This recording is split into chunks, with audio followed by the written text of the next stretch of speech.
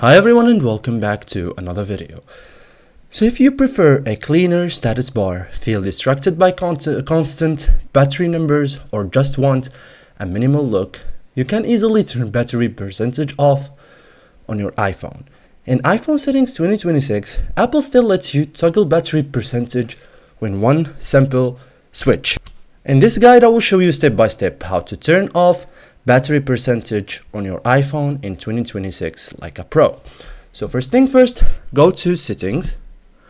This is where battery display options are managed. Okay, so let's get back to the main home screen of settings.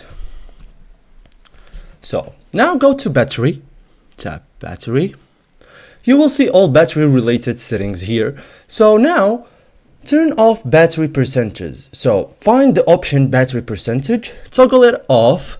The number inside the battery icon will disappear immediately. Okay, so once turned off, battery icon shows only the battery shape. Okay, no percentage number is displayed. Status bar looks cleaner and simpler. No restarts required. Okay, so even with percentage off, you can still swipe down to control center. Ask Siri, what's my battery percentage?